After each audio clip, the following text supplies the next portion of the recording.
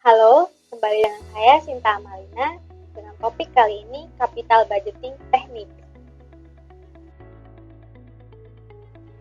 Sebenarnya ada beberapa metode untuk menghitung capital budgeting, ada beberapa teknik dan financial analyst harus menggunakan metode ini untuk memilih project. Dan ketika mereka memilih project bukan hanya melulu karena profitnya, tapi juga harus mementingkan kepentingan untuk shareholders wealth. Oleh karena itu, financial analyst harus mengcompare beberapa pilihan kapital dan dari itu dipilihlah yang terbaik. Dan di sesi ini kita akan fokus pada dua capital budgeting teknik, yaitu payback period dan net present value. Diharapkan mahasiswa dapat memahami the key elements of capital budgeting process, calculate, interpret, and evaluate dengan menggunakan payback period dan net present value atau NPV. Oke, yang pertama adalah overview of capital budgeting. Capital budgeting itu adalah proses mengevaluasi dan memilih long-term investment yang akan mengkontribusikan pada firm's goal untuk maximizing the shareholders' wealth. Nah, dari situ dengan menggunakan teknik, si financial analyst diharapkan untuk mengcompare beberapa project dan kemudian memilih mana yang paling baik, karena pasti ada pilihan beberapa project dan tidak semuanya bisa dipilih. Bahkan akan ada project untuk masing-masing divisi, let's say dalam sebuah perusahaan. Nah, si tugas financial analyst adalah untuk memilih project mana yang paling menguntungkan untuk setiap divisi atau dari beberapa divisi dipilih yang paling bagus. By the way, teknik ini juga menggunakan time value of money yang sudah kita bahas di PBL pertama. Jadi di sini ada contoh, ada dua project, yaitu project A dan project B. Project A initial investment itu adalah nilai pertama kali yang akan nilai dari project tersebut adalah senilai 420 dan 450 ribu dolar. Mari kita lihat.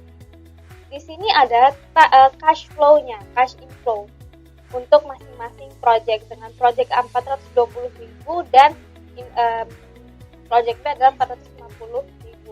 Kenapa di sini minus? Karena ibaratnya di awal kita menginvestkan, kita mengeluarkan uang 420 ribu ini karena adalah investment untuk pertama kali. Kemudian diharapkan akan mendapatkan cash inflow. Kita lihat di sini untuk year 1 sampai year 5 untuk project A nilainya sama 140 ribu dolar. Sedangkan di sini nilainya bermacam-macam, 280, 120, kemudian 100 ribu untuk 3 tahun terakhir. Nah, seperti ini timelinenya. Kalau mau dilihat bagaimana cara memilihnya? Salah satunya dengan payback period. Payback period ini adalah ketika kita menginvestasikan sebesar 420 ribu, pada tahun keberapa kita sudah ibaratnya kembali modalnya. Nah, decision kriterianya adalah if the payback period is less than maximum acceptable payback period, accept the project.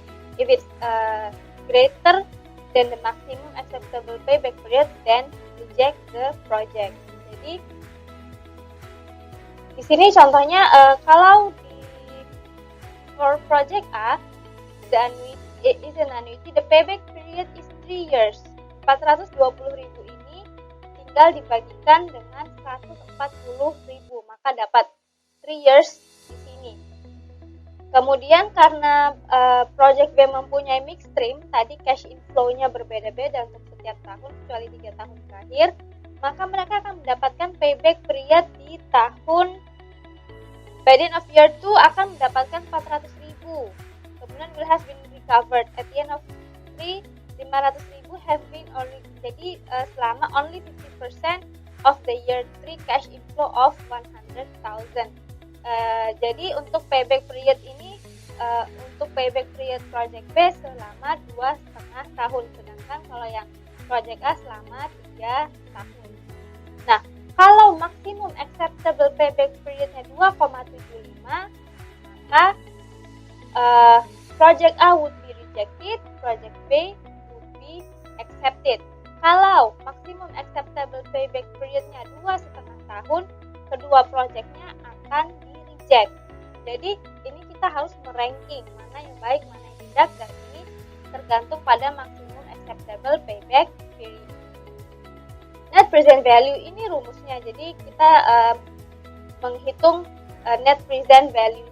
Nah, ini adalah rumus akhirnya untuk net present value. Kalau misalnya decision kriterianya, kalau NPV-nya lebih besar dari 0 maka accept, kalau kurang dari 0 maka reject. Artinya rugi. Jadi dari yang contoh tadi, achieve project A and B assuming discount project cash flow-nya 10%. Kemudian net present value for project A 110, ini 109 untuk project B. Kita lihat di sini. Ini bisa menggunakan spreadsheet di Excel, memasukkan rumus payback net present value NPV, dan di sini kalau kita memasukkan rumus yang tadi net present value. Jadi untuk NPV A adalah 110.710, NPV B 109.244.000. Kita lihat berarti NPV A di sini lebih besar kan? Tadi decision criteria-nya adalah greater than 0. Jadi keduanya greater than 0, tapi mana yang lebih menguntungkan, yaitu project A. Assessment, contoh soal. Additional project C will have 4 years payback period, D 5 years payback period. If the maximum acceptable payback period is 4.5 years, mana yang benar? Kalau dilihat satu-satu maka D is correct, yaitu the answer is D, project D is preferable than project C. Sekian dari saya, silahkan dipelajari lebih lanjut dari tekstur yang kita gunakan. Mari kita ketemu lagi di video selanjutnya. Bye-bye.